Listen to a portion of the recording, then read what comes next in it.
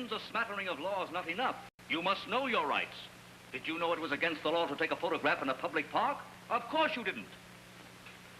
You don't know that and a million other things that it took 100 long years to put down into 16 volumes. Why, it's an opportunity I'm offering you, gentlemen, an opportunity of a lifetime, a chance to get a head full of knowledge for a handful of pennies. And I'm going to start them off with the infinitesimally small sum of $10, just 1/10 part of a century note. Come, $10, gentlemen. Do I hear 10? 10. $10, gentlemen. Now, who'll make it 15? Come, now, do I hear 15? 15? $15 now. What charming lady and gentlemen out in front. We'll make this 16 and a half. $16.50, ladies and gentlemen, for this exquisite set. Sold at $16.50. No, Sold no, at a great buy, too. Probably the best buy you've ever made. What? I don't want these heavy books. I've got a book. The high spot of the afternoon, a real bargain if you ever saw one. 3 and a half for this beautiful bird bath. I want you to look at this. A man of your intellectual capacity will realize the inherent value of this beautiful bird bath. $4.50. $4.50. Do I hear 5? Sold with the gentleman for $5. Well, there you are. How was that for a good afternoon's work? Why, you sap, that check's no good. No good? Certainly not. Don't you know who this guy is? That's Colonel Trivers of Trivers Chopped Chicken Livers. He spends all his time buying things in auction shops and paying for a check. Well, there's the check. Yeah, but his check is no good unless his secretary signs it, too. Well, You're an ex-employee. Oh, Gabby doesn't work here anymore. It's off because it's out. Now you see it, now you don't. Treat Stuart like a mother-in-law. Make those clothes look like you. There you go, my dear man. No more spots on a butterball. Buy it on your coat's best pants for mother-in-law. It's off, gone and forgotten, folks. It's sure death to spots. As people and rub it up. Play with one of those brothers to make an alley cap of them. The genuine spot of the chance removes everything. Buy it on your coat. Here, Blondie. You supply the spot, I'll supply the spotter. There you are. Oh, for heaven's sake. Don't give it a thought, dear lady, don't give it a thought. Watch Spotto work. My friends, see Spotto, the wonder of the age. First, we pour a little Spotto like this, and then rub it out. Why, with one bottle of Spotto, Ringley Brothers could make an alley cat out of a leopard. Children cry for it, cleaners die for it. There you are, it's off because it's out. 2 bits, and the bottle is yours, and to hold. Thank you. I thank you, and you'll thank me when you come to use it. Is it any good for Freckles? Freckles, measles, mumps, and scarlet fever, madam. The genuine Spotto doesn't chance, removes everything. Buy it on your coat's best pants or mother-in-law. It's off, gone and forgotten, folks. It's sure. I'll have one. That man is here again. Nice day, officer. You ain't taking credit for that, are you? Yes, well, I'm off to the hound. Come on, move on, please. Get out of here. What's the idea? I've got this cab. Well, if this isn't a break. Mae West as I live and breathe. Mae West? No kidding. Do you think I look like Mae West? Do I think you look like her? Why? Surely you're not going to tell me that you're not. Oh, no. I'm just a poor little working girl. A working girl? What? Where do you work? Oh, I work for Colonel Trivers at Trivers Chicken Livers. Not my old friend, the Little Colonel. Yes. The sponsor of the Trivers Livers radio broadcast. Why, I couldn't go to sleep at night if I didn't tune into one of his programs. That's what I say. They put me to sleep, too.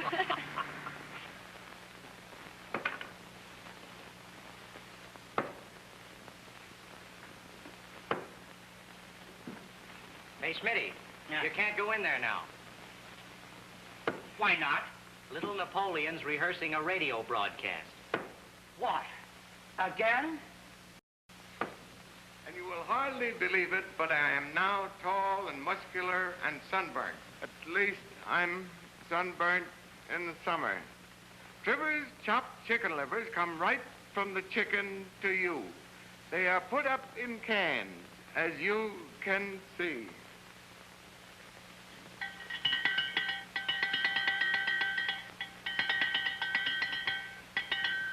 Because it's easier to keep track of them that way. Now, how was that for a broadcast, Mr. Mattiacci? That's no good. No? Everybody's got a liver, That's no news. This is how she should go.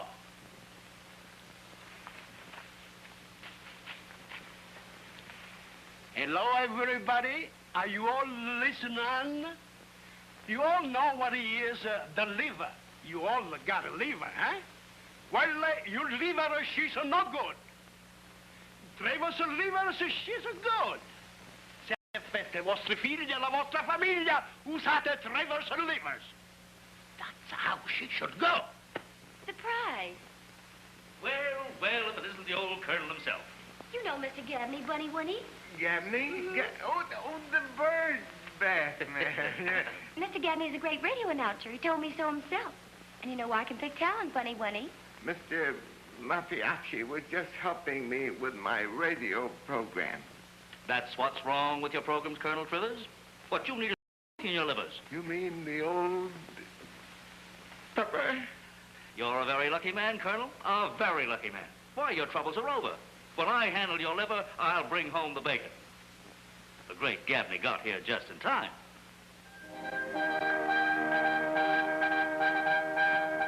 Hello, WGAB. Miss Kelton? There you are. Mr. Norton is expecting you. Go right in. Who do you want to see? Who is that? We're singers. And girl. We want an audition. I'll bet you do. We're Mince, Pence, and Blintz. I'm Pence. I'm Mince. I'm Blintz. Boom, boom, boom, boom. Hold that tiger. Hold that tiger. He's not in. On me, boys. Good morning. Did you want to see somebody? Why, somebody wants to see me. What is it you want? What is it I want? Why, the president of this institution is probably sitting on the end of his chair this minute waiting for me. The name is Gabney, Philip Gabney. The Philip Gabney. Is the name familiar? No, but the matter is. Mr. Norton is expecting you. Go right down the corridor. Thank you. Oh, look, I got it. I got it. Listen to this. I'm practically all set. Now, listen. What's that sound like? It sounds like the 9th time this morning you've asked me that. Hello. Would you listen? What does that sound like? Two woodpeckers flying through a sandstorm. It sounds like two pieces of sandpaper being rubbed together. Oh, all right. Never mind. I'll figure it out myself. What would you call that? That's the sound effects man. Sound to me. They all get that way. Yeah? Now, don't go away, honey. I'll be right out. That's what I think.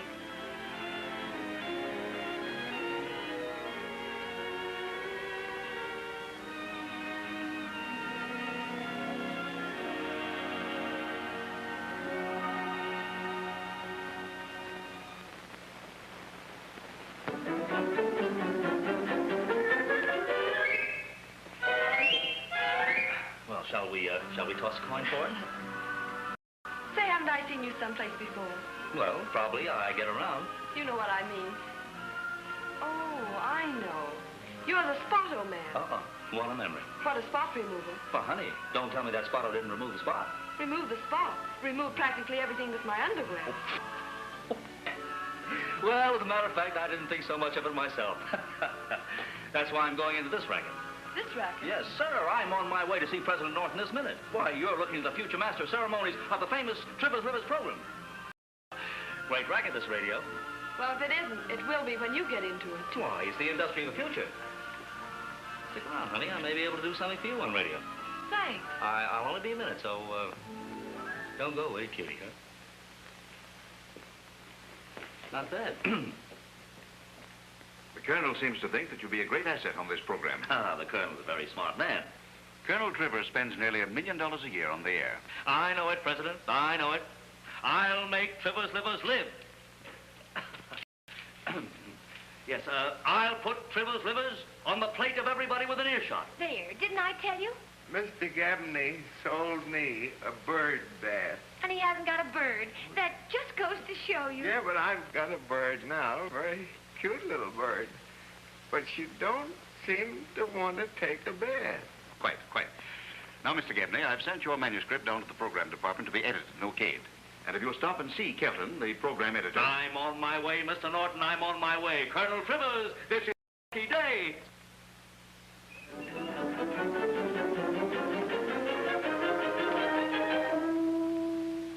Well, Spotto again.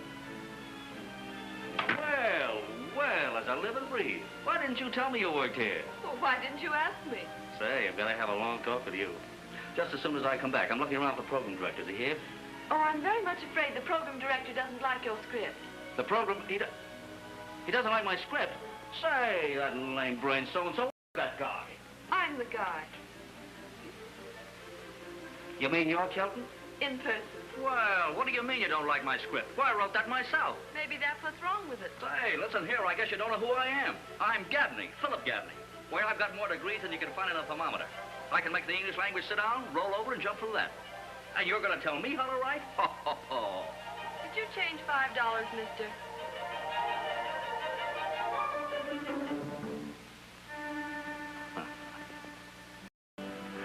All right, honey, you win. I couldn't change my shirt if it was wash day. Well, that's better.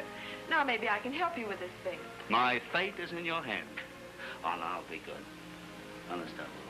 All right, pull up a chair. Swell.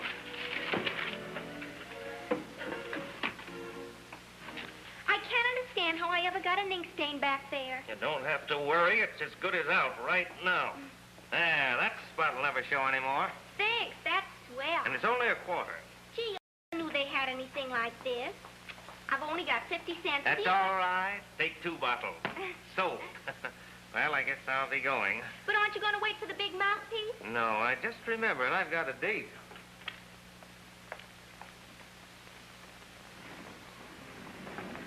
Up, down. Hey, come here, you. Come here. Oh, me? Yes, you. Come here. Do you work here? Yes and no. Well, make up your mind. No. I could use a guy like you. I'm looking for a stooge. Stooge? Yeah, stooge. You ever hear of Beetle and Bottle? Oh, sure. Phil Baker works for them on the Armor Hour. Phil Baker works for them. Oh, sure. They're swell. But this fellow Phil Baker is terrible. Well, I'm Phil Baker. Have a banana? Never mind that. I'll eat it myself. I'm looking for a stooge. What's a stooge? A like you. Come on. Here now. It's all written here for you. You get it? Oh, boy, that's swell. That's great. Will I be a sensation? You'll be a sensation and I'll be a nervous wreck. Oh, honest, honey, you've been great. I mean it. You've been grand. Look, will you let me take you to dinner tonight? Well, what do you use for money? Uh-oh, I forgot all about that. Well, right after payday then, huh? It's a date. Swell. Okay, honey.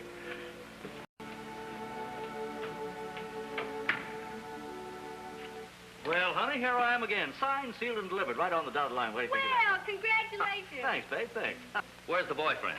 That's what I'd like to know. My, the moths have been at you, too.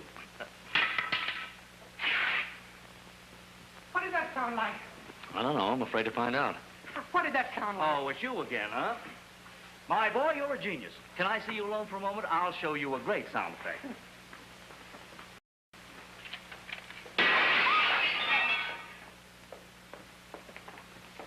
What did that sound like? Just like a man being tossed through a window. Right.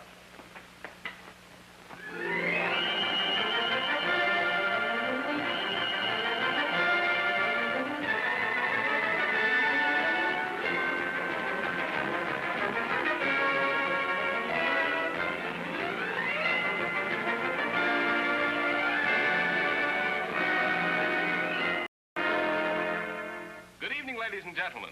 Trivers Livers is on the air. This is Tom Hanlon taking great pleasure in introducing to you the new master of ceremonies of the Trivers Livers Hour, Philip Gift of Gab Gabney. Hello, Phil. Hello, Tom. Well, Phil, we finally landed you after all. Yes, Tom, but it was quite a struggle. Struggle? Mm-hmm. You see, NBC and Columbia had a big fight over me. Is that so? Yep. Columbia wanted me to go with NBC, and NBC wanted me to go with Columbia.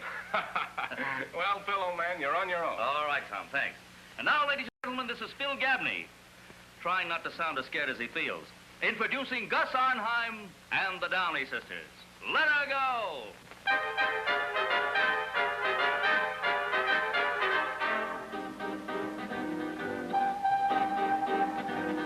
I ain't gonna sin no more. I ain't gonna sin no more. I'll just drink gin to keep me thin. but I ain't gonna sin no more. I ain't gonna sin no more. I ain't gonna sin no more. I'll roll my eyes for exercise, but I ain't gonna sin no more. Gonna throw one pair of loaded dice in the river right today. Gonna keep one pair just to pay the rent and to keep that big bad wolf away. But I ain't gonna sin no more. I ain't gonna sin no more. I'll kick the bone to get along, but I ain't gonna sin no more.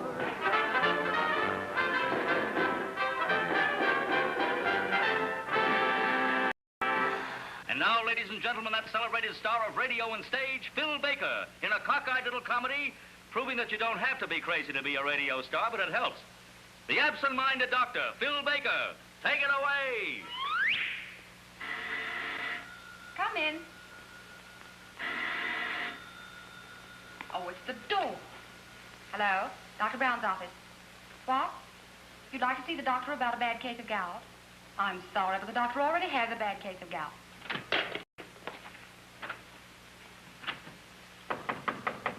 Come in. Oh, Miss Brown, Miss Lee.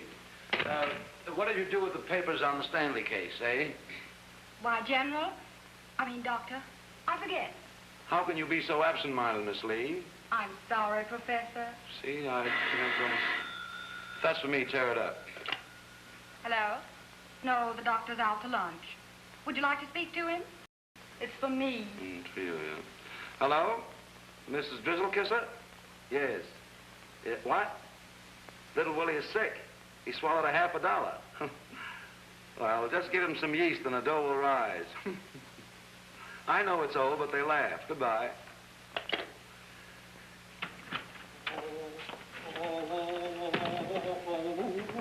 Hello. The doctor home? Yes, but won't you come in anyway? Oh. What seems to be the trouble?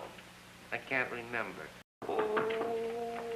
Oh, I'm sorry. I'm in the wrong office. Certainly, Doctor. Step right in. Who are you? I don't know. I'm a stranger here myself. Well, what about my pain? Well, what are we going to do about it? Well, doctor, say, oh. Say, oh, you're a fine stooge. Oh. Say, ah. Ah? Again, ah. Would you like to take a... Say, my good fellow, how's your eyesight? Fine. How's yours? I think we'll give you the eye test. Mr. Droopy Hazen, the eye test, please. Don't mind if I do. Now, tell me, what's this? $50. Right? Let's see. What you need is a thorough examination. Step behind that screen and get undressed, will you? I think you ought to operate, Doctor. No, I don't like to operate. Why not?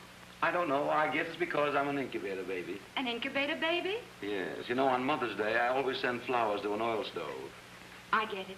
Home on the range. Home on the range, yes. May I call you sweetheart, dearest, or honey? Nurse to you.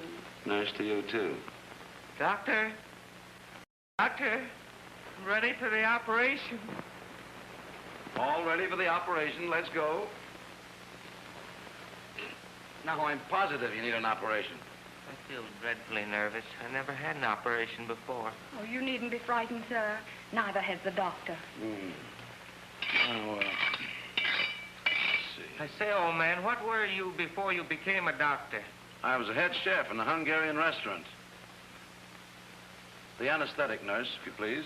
Doctor, will anesthetic make me sick? Certainly not. How long will it be before I know anything? Aren't you expecting too much of an anesthetic? What do you want, ether or gas? I'll take 5 gallons of gas, and while you're at it, look at the oil. Well, everything's ready, Doctor. Are you ready? Okay. Let's go. Now then, where's my saw? Doctor, if I may offer a suggestion, I would use a mashie on that spot. Mashie? No. I always slice with a mashie. Now, I can't see a thing. Would you turn on the lights?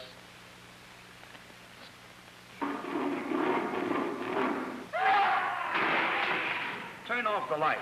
Okay, Doc.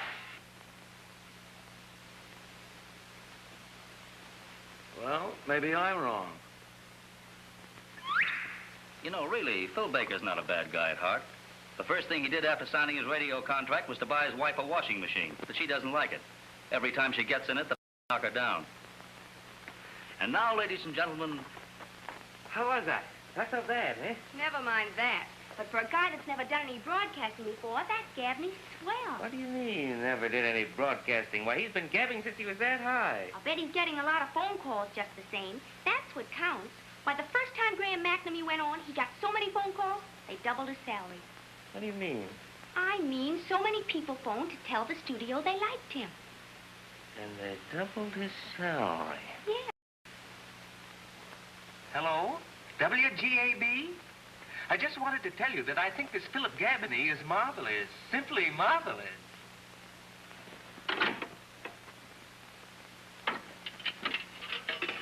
And now up here, the one and only Gene Austin singing Blue Sky Avenue.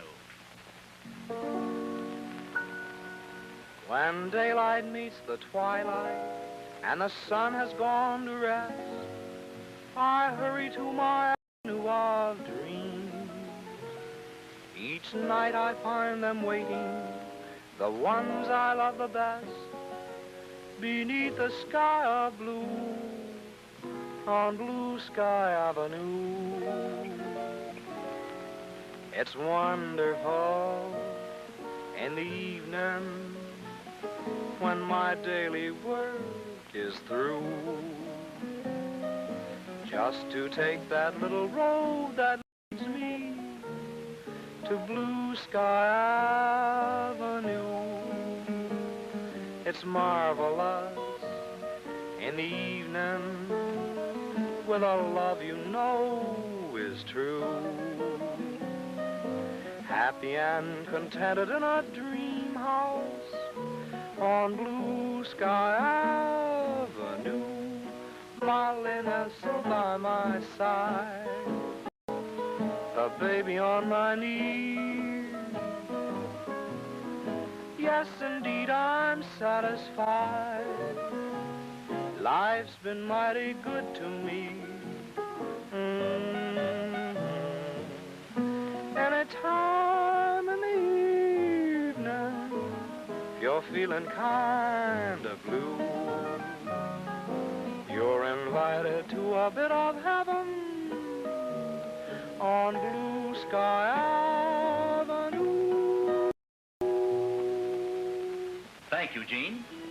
And now, you lovely people, this is Philip Gabney, the old gabber, bringing tonight's adventure to a close and bidding you all a friendly, fond farewell. And in conclusion, I want to dedicate tonight's program to heaven's greatest and most glorious masterpiece, to the hand that rocks the cradle, to the power behind the throne, to that great, soulful, sacrificing, self-effacing army. Women.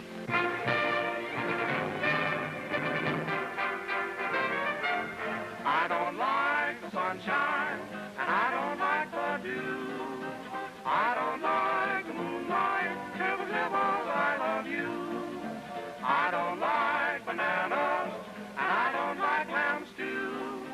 I don't like bologna, never, never, I love you.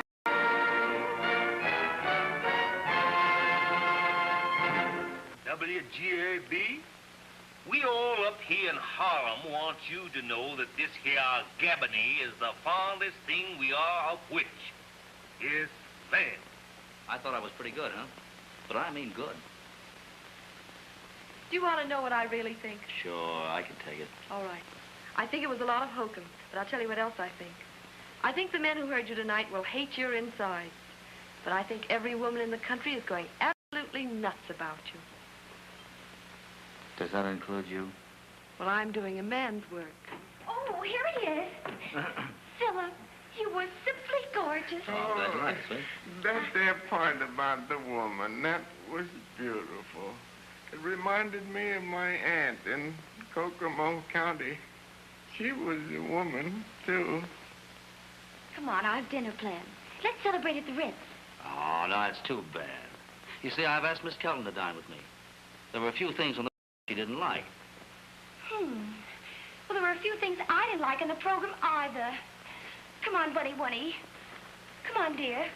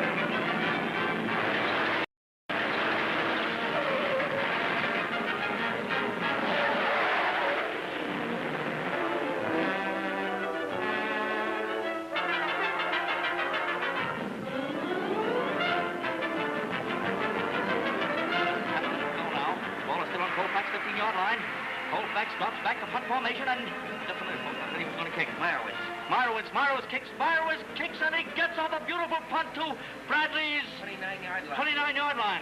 Brian takes the ball, and Brian is down his own tracks there, and there goes the gun, ladies and gentlemen, and the game's over. The score is 21 for Colfax and for Bradley 16. Oh, it was a great game, folks, filled with thrills and excitement. Both teams fought hard and fair, and I can only say that the best team won.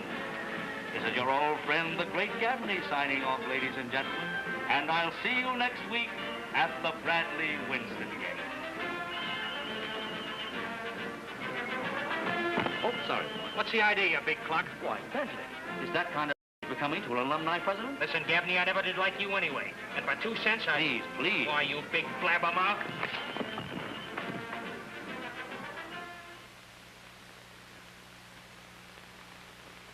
Bar me? Well, they can't bar me. They can't stop Gaffney from broadcasting anytime, any place, or anything. I'll broadcast that game, or the new deal's off. Now, they're not going to let you broadcast that game, and you know it. Yeah, well, that's what they think. You take it from me. I'll be right in there on the job. Now, I'll tell you frankly, Gaffney, that if the Colonel hadn't insisted on you making this broadcast, I wouldn't waste another minute on you. Will you relax? Will you sit down? Will you just put it there and keep your paws closed? I'll be there and I'll broadcast. Yes? How? You just leave that to good old Gaffney. And finally, here's something else for you newspaper mugs to make a note of. You boys and girls have been razzing me to death in your columns. Now, I'll take a bet for any amount that any of you want to put up that I'll not only be at that stadium tomorrow, but I'll broadcast that game. And furthermore, I'll take a sock at anyone else who calls me a name. Now, put that in your column. Oh, wait a minute, Phil. The party's just beginning to get good. Good for what? Just a moment, Mr. Gaffney.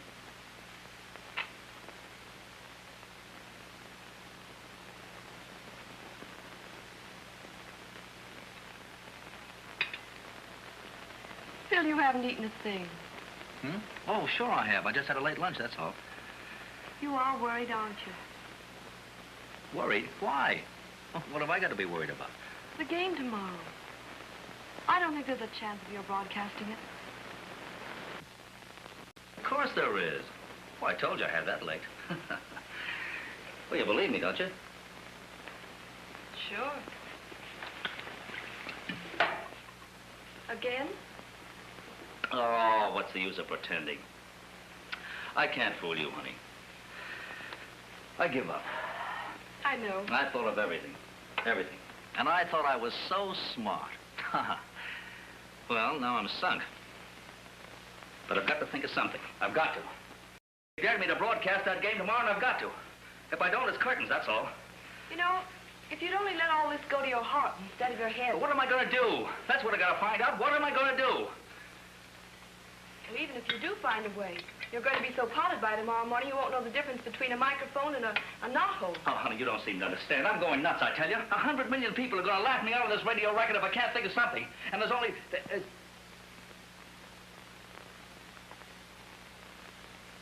Baby! Okay, here are your tickets right here. And these are yours. Thanks. Well, I wish you good luck. There is no other kind. Happy landing. Say, that's a pretty thing. Where'd you get it? There's plenty more where that come from, boss. Do you want it? Yeah, sure. Here you are, sweetheart. All for you. I'd rather have a red one. Pipe down, Dunbell. You're blind. Oh, I forgot.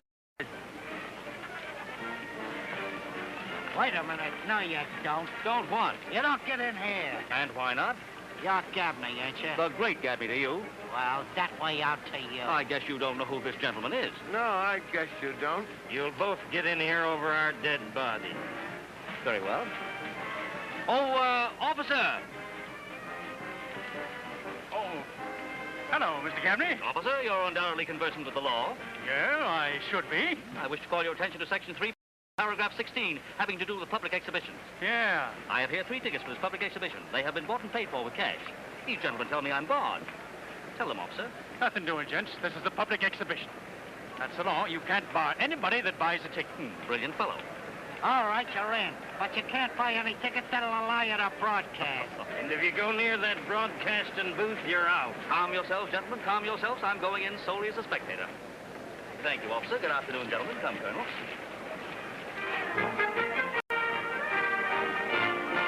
Do you think he'll get in, Graham? I don't know. If he does, it'll be a miracle.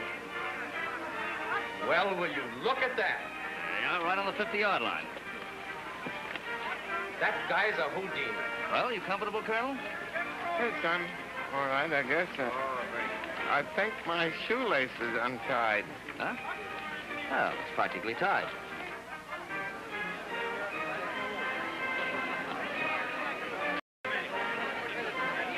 There you are. You feel better now? Just fine. Thank you very much. That was very nice of you to do that.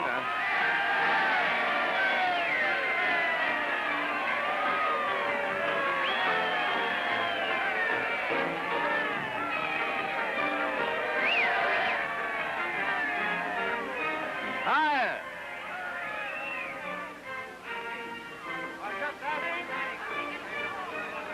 How do you do, ladies and gentlemen of the audience?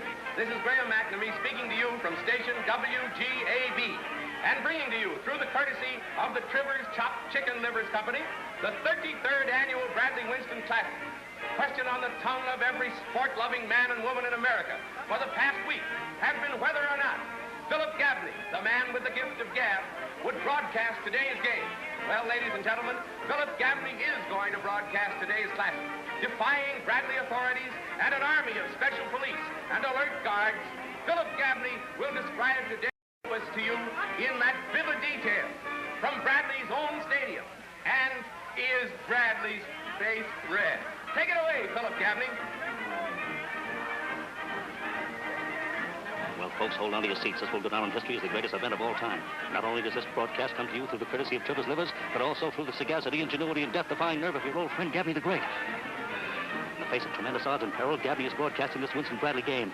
Oh, it's a great day, folks. The stands are packed with howling fans. Both teams are lined up for the kickoff.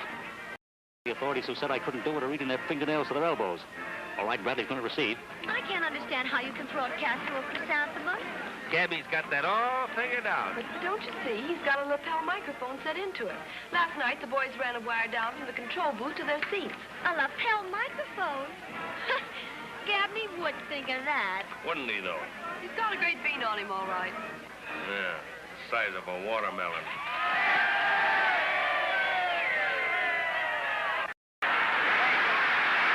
And he gets off a beautiful boot to Bradley's 10-yard line. Jarvis is under it. No, not Jarvis, Patterson. Nixley on the Atkins Ray is supposed to be blind.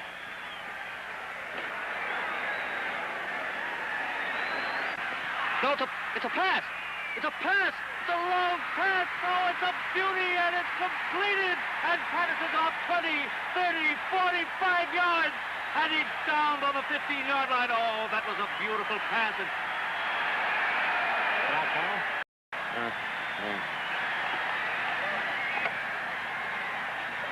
I thought you was blind. I can't see a thing.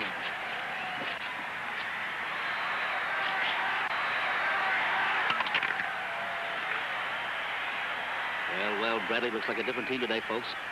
They're playing a great game.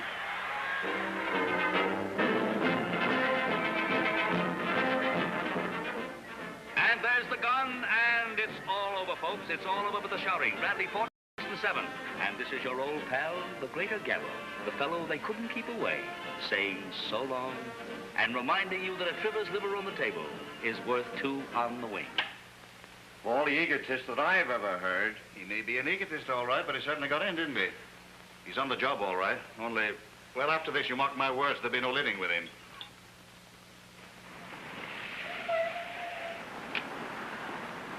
Go ahead, I'm not coming, Pat. Where you going? I got a date with a new contract.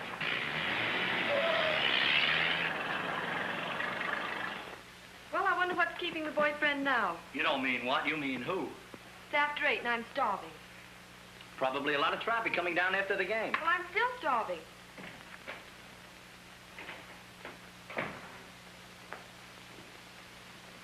Oh, hello. Hello yourself. Where's the boyfriend? Who?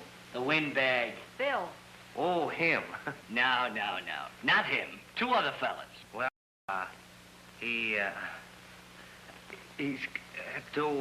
You ought to take a memory course. He had to stop off and see a fella on the way down. About a music lesson, I suppose, huh? No kidding. Somebody from the radio station grabbed him just as we were leaving the field. Yeah, that's right. That's just what he told me. He said he was going to see somebody right after the game. You two ought to do a sister act in vaudeville.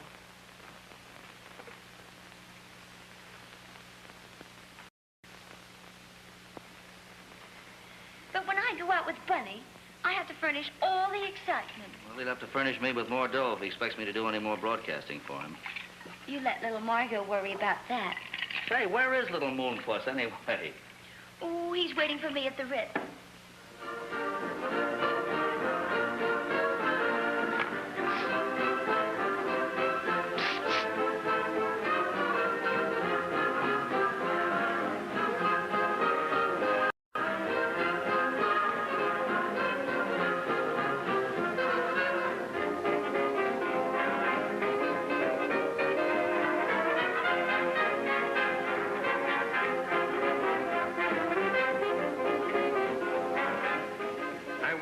tic-tac-toe tournament in Kokomo County once.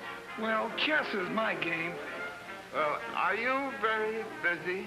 Well, certainly. Is there something you'd like? I would like somebody to talk to. What is your name, Mr. McDougal. John P. McDougal. Well, I'm very glad to know you, Mr. McDougal. I knew a man named John once. Well, it's a small world.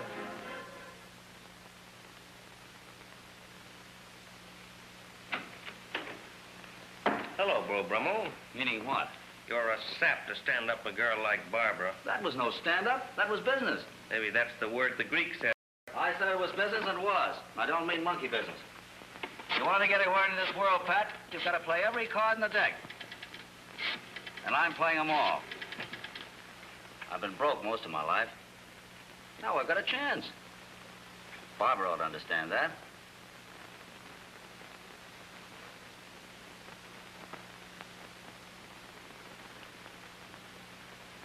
Well, I guess she isn't home.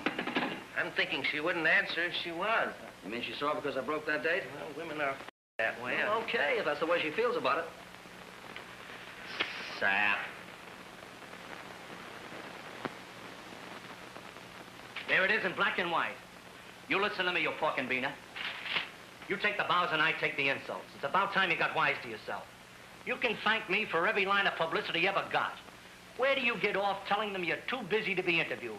I stay up nights thinking of ways of getting your tits on the front page. And you're bored. Well, you bore me too, see? Boring who? Ah, good morning. Hello, honey. Well, I mean, it looked like a good morning to me. My, what an effusive greeting. Oh, sit down, Sugars. Oh. What do you know, Colonel? Well, my bird Gertrude hasn't used her bird bath yet, but this morning she went in wading. But what about your broadcast? You'd better get going. I'm not going to broadcast. You're not going to broadcast? Nope. Oh, you've got to, Phil. You can't let the Colonel down like that. But you've got to think of my liver. Oh, think of your own liver. I told Norton this morning that unless he kicked through with the dough I want, I'm washed up, and I'm not kidding. No new contract, no broadcast. And that's that. And that is that? Exactly. You mean you want more money? Exactly. He wants more money. But you can't do that, Phil. Why, if it weren't for the Colonel here, you wouldn't be where you are today. You can't let him down that way. Who can't let who down? Sam put Trevor's livers on the map anyway. And now they want me, the great Gaffney, to broadcast this, that, and the other thing for a punk $1,500 a week. Say, McNamee gets that. She's right, Gabby. No fooling. Argue with him next week, but... Listen, egghead. There are half a dozen things I'm getting tired of, and you're all of them. All right. I tried to help you, but you're just a loud, false alarm. You let everybody down. You let me down one of these days, only I won't be around to let you do it. Don't broadcast. Just be a heel. That's easy for you. Oh, now listen, honey. I've listened to you for months. You make my ears ache. Oh, I know just the thing for an earache.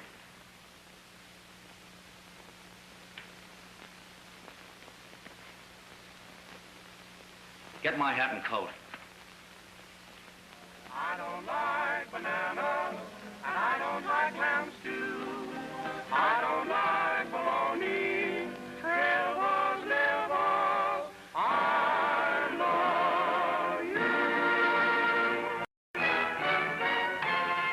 Good evening, ladies and gentlemen. Trevor's Livers is on the air. This is your old friend Phil Gaffney introducing the Queen of Harlem, the hit of that hit show As Thousands Cheer, Miss Ethel Waters, supported by the Beale Street Boys.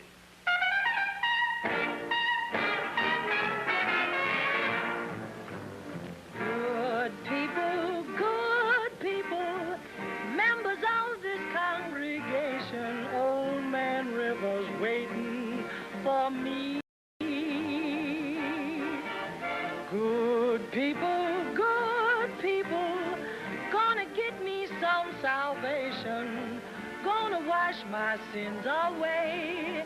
Hallelujah, hear me say, I ain't gonna sin no more. Ain't gonna sin no more. I'll drink my gin just to keep me thin, but I ain't gonna sin no more. Ain't gonna sin no more. You hear me talking, stop tempting me, you rascal, you. Oh, but I ain't gonna sin no more. Gonna throw one pair of loaded dice in the river right today. Gonna keep one pair of loaded dice to pay my rent and keep the wolf away. But I ain't gonna sin no more. I ain't gonna sin no more.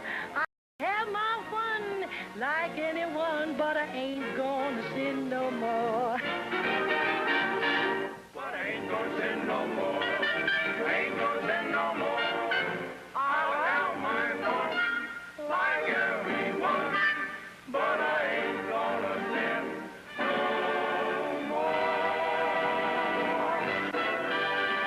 And here's Gabney again, folks. Gabney the old gabber, inviting you to take a quick trip to Hollywood. All right, toss a can of Trevor's Livers in your old kit bag, and we'll... Are you ready, pilot? Let her go. Airplane effect. Airplane effect.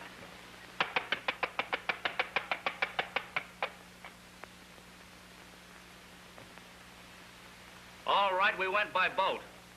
And here we are in Hollywood, where a blood-curdling murder mystery will be presented to you by Hollywood's most famous stars.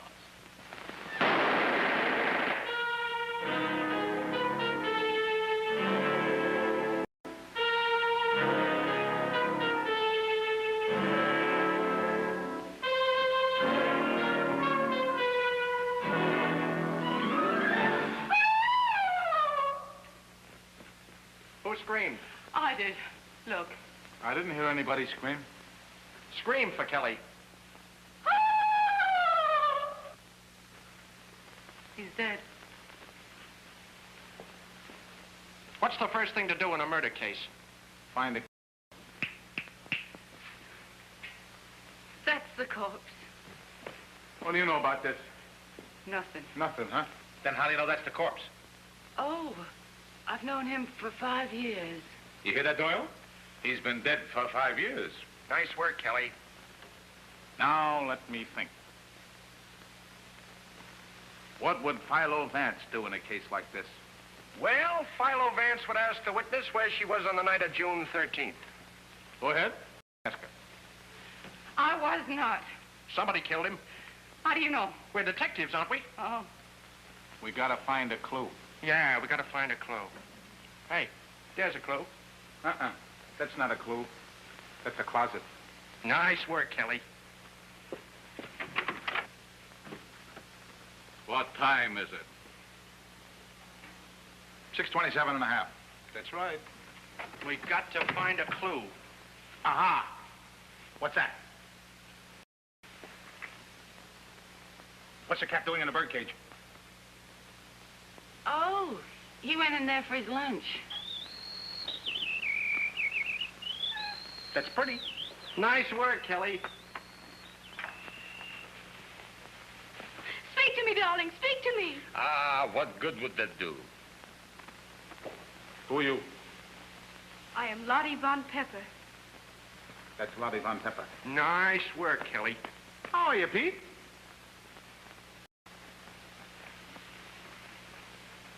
You know, this looks like the Phantom's work to me. Say, what about the Phantom? What's he look like? Well, he's a tall guy with long gray hair and a black cape coat and a high silk hat. What size hat? I don't know. This is gonna be tough.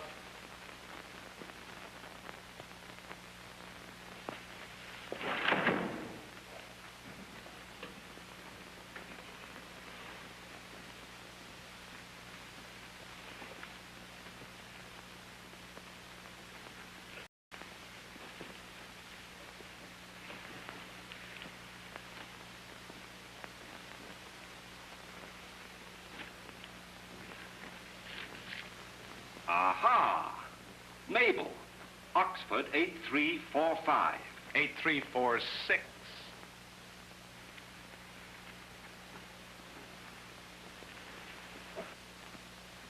I'd like a match, please.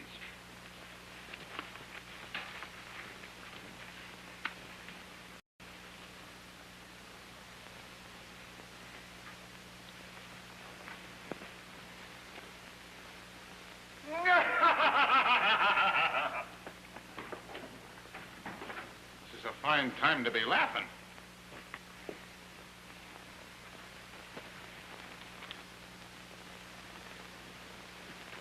He wouldn't have made it anyway. Nice work, Kelly. And now it's that sweet singer of sweet songs. And remember, folks, this program was made possible for you by the good little Colonel, the man behind the can. That genial little gent who has discovered that one liver in the can is worth two in the goose. No, chicken. I beg your pardon, chicken. And now, Miss Ruth Etty.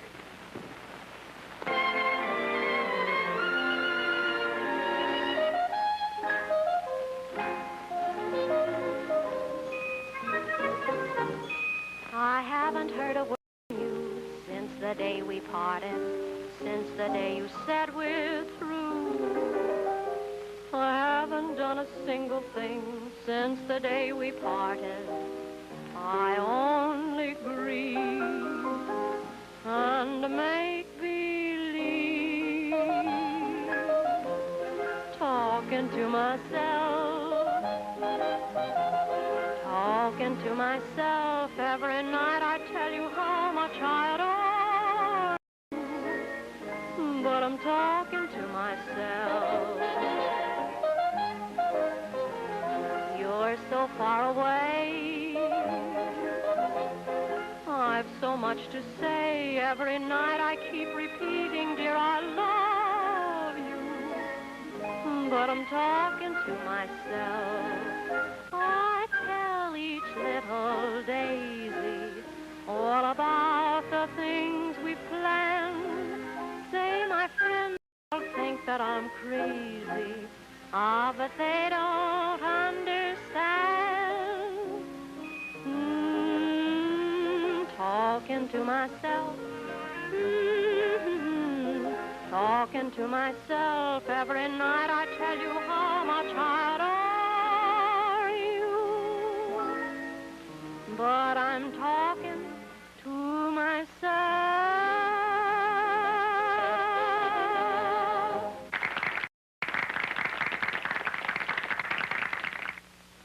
So don't let this waltz mean farewell. There is so much, dear, to tell. Kiss me. Going social in a rush, eh, Phil? Social with a capital S.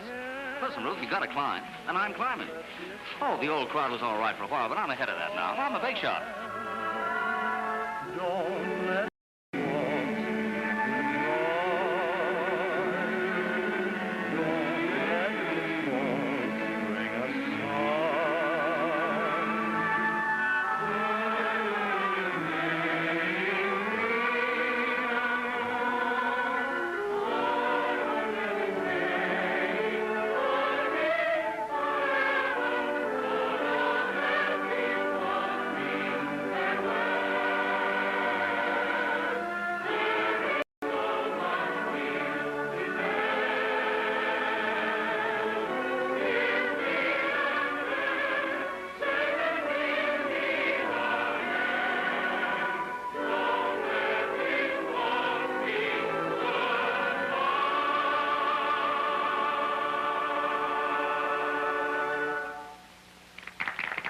Now listen to me, baby. We've been coming here every single night for the past 2 months. Ever since I've had this job. And you ain't danced with me once. How about it, huh? Oh, Mac, I don't feel a lot like dancing. Oh, I get it. You're still worried about big gas in the face, huh? Oh, no. No, it isn't that. Sure, I know.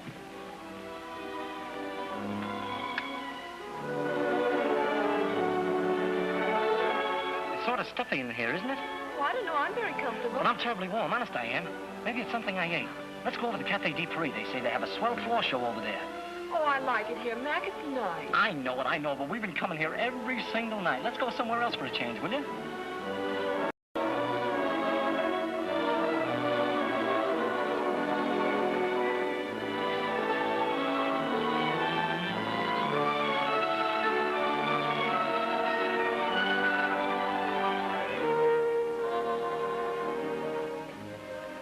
Gee, you're a swell guy, Mac.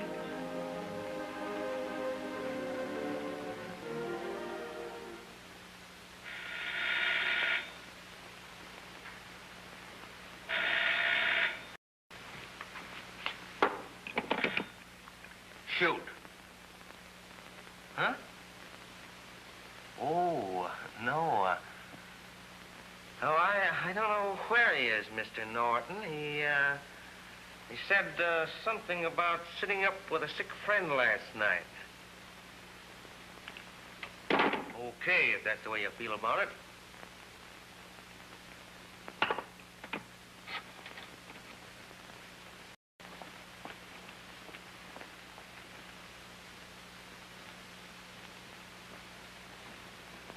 Phil? Oh, Phil. Well, just a little one if you insist. Phil, wake up, will you? It's Patsy on the phone. Tell him I don't want any. Don't you understand? Patsy's on the phone. He said something about a broadcast you have to make. Broadcast? Come on, hurry up. Use this phone. Well, what's the matter now? Listen, Gabby, Norton just called. That transatlantic flyer is due at Crisfield in an hour. What'd you do? Forget about it? Transatlantic flyer? That's Sir Geoffrey Burton, you sap. They sighted him near Boston a little while ago. I tell you, Norton's going crazy. All right. Tell Norton to keep his shirt on. Listen, you meet me at the studio in 20 minutes, do you hear? But you've got to be at Curtis Field. Curtis Field, my eye. Meet me at the studio. I don't want to come over the cliff. I told him Curtis Field, and he tells me to meet him here. Well, maybe the great Dabney's arranged for the plane to land in here. Are you dressed to go out last night or tonight? I'll write you a letter. Tell Johnson to meet me in Studio E right away. Well, isn't he in a sweet mood? What's that sound like? Just like a man being tossed through a window. And here's your old friend, the great Gaffer, at Curtis Field, just in time to greet that dauntless flyer, Sir Geoffrey Burton. A great feat, Sir Geoffrey, a great feat. I don't have to tell you that the entire world has been waiting with bated breath for this greeting and this announcement. And I'm proud to be the first to greet you here on your landing at Curtis Field and to assure you of the tremendous welcome that has been prepared. Yes? There what? Oh, no, there must be some mistake. Good heavens.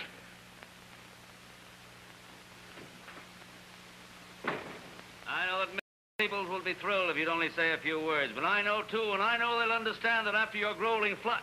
Why, you fool, you crazy fool, what are you doing? Interviewing Sir Geoffrey Burton, Chief. Why, you cheap trickster, you realize what you've done? You want to ruin us all? What are you talking about, Roney? They wanted an interview, didn't they? Sir Geoffrey Burton was killed when his plane crashed in Hartford 20 minutes ago.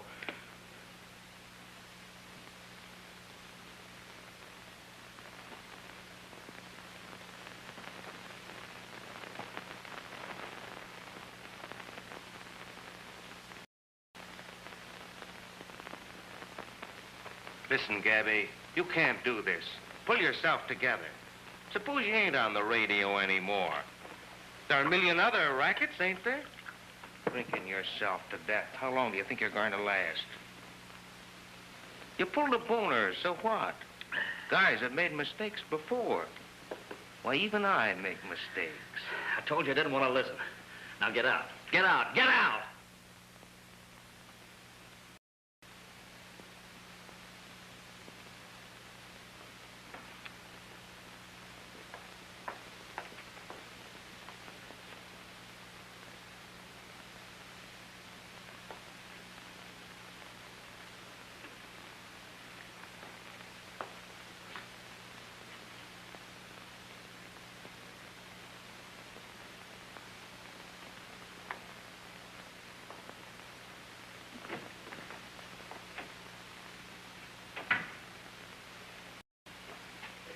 Hello. Why, Patsy. Well, what is it? Did you ever hear of pink elephants? Why? Gabby's room is full of them. Oh, you're seeing things, Patsy. I'm not, but Gabby is. Listen, Barbara, you got to do something. Honest, the fellow's drinking himself to death. Well, I'm not interested. I don't want to hear anything about him. If he wants to drink himself to death, that's his department. I'm busy.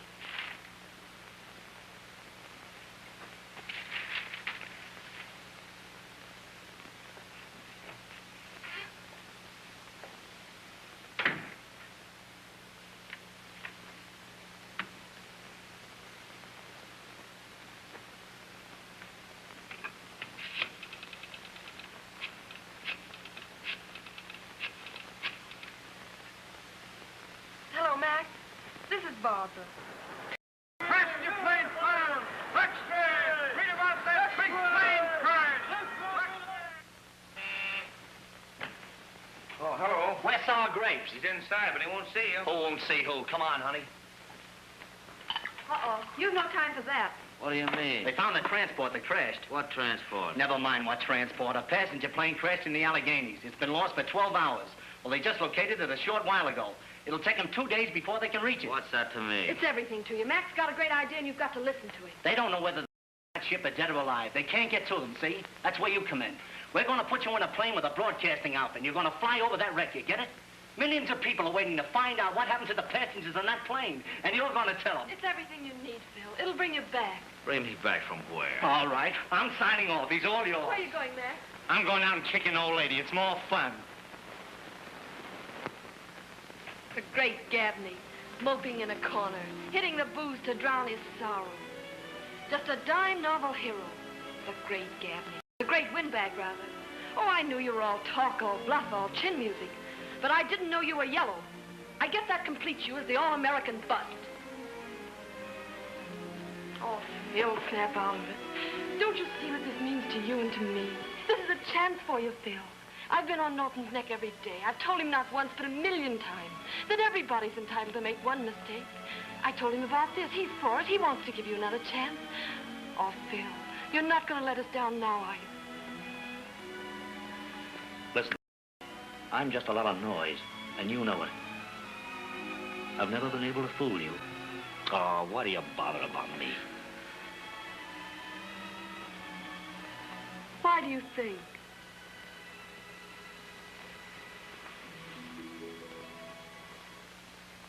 Well, is it yes or no? Yes.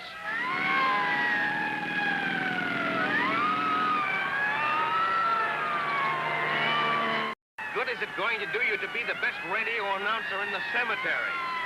Suppose the plane cracks up.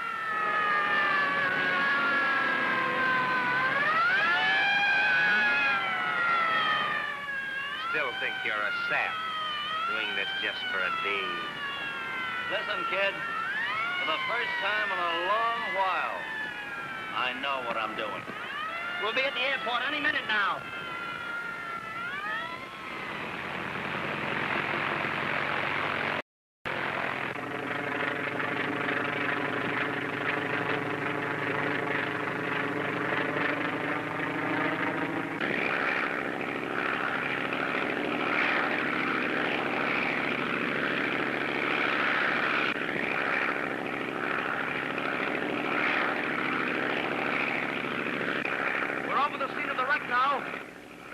Broken up at the bottom of a steep ravine, and we're too far above it to see whether anyone in the wreck is still alive.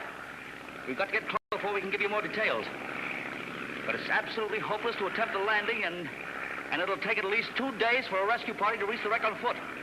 We're trying to get closer now. Lower! Lower! I can't see a thing!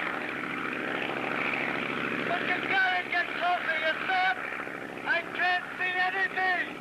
We can't go any lower. We'll crack up. Then crack up. We've got to get lower. The pilot tells me we're as low as we can get, folks, but it isn't low enough. Half a dozen people are down that road, and they may be dead or alive. I don't know, but I'm going to find out. Sit down, you fool. Sit down, you kill yourself! Let's go! I'm jumping!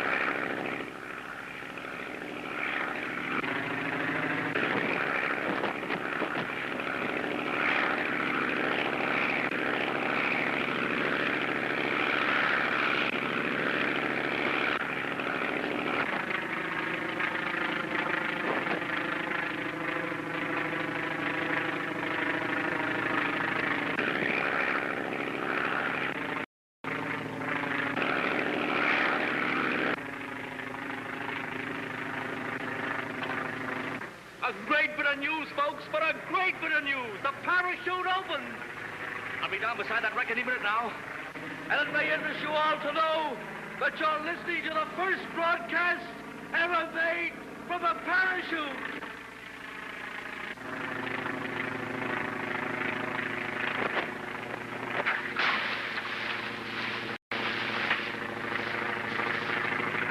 I'm down, and plenty glad of it. I'm not more than 100 yards from the wreck. He knows I got a weak heart. Crazy fool.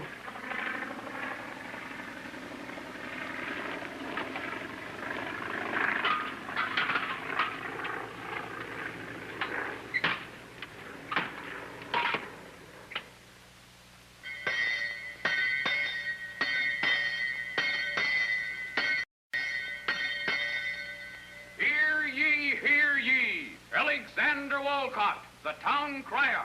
Ladies and gentlemen. This is Wolcott speaking. Tonight, as one whose job is to comment on the news of the week, I must say something about this already famous exploit by Brother Gabney. Why, I know now how the human fly must have felt when his act was crabbed by a drunk in the onlooking crowd. The human fly was to scale a 50-story building, the flagpole, and from its pinnacle do a parachute jump to the ground. As a spectacle, this was somewhat marred by the fact that as the human fly climbed, a tipsy passerby followed close at his heels. In vain the expert would snarl, "Go back or you'll break your silly neck." The drunk would only answer, "I'll go anywhere you go."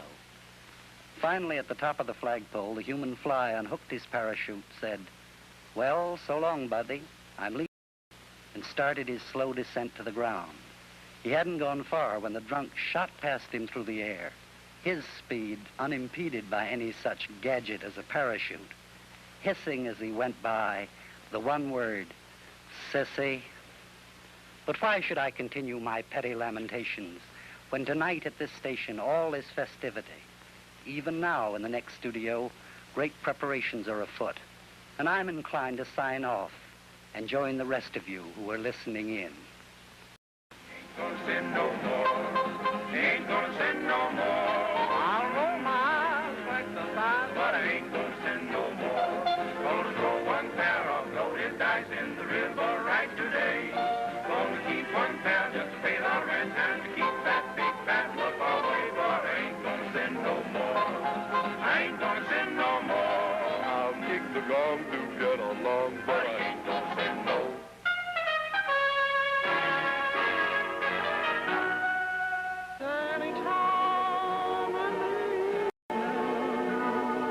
If you're feeling kind of blue, you're invited to a bit of heaven on Blue Sky Avenue.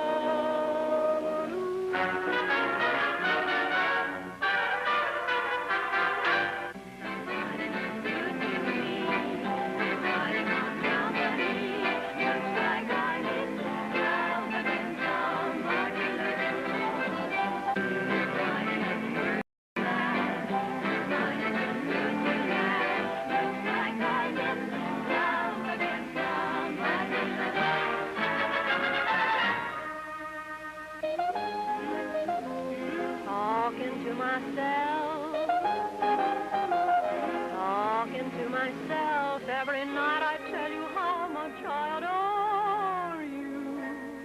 But I'm talking to myself.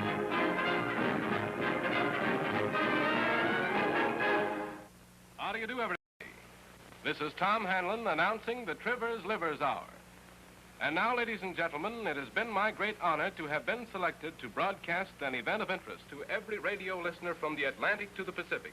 I am about to give you the details of the wedding ceremony of that peerless air reporter, Philip Gabney, and Miss Barbara Kelton, the charming program director of station WGAB.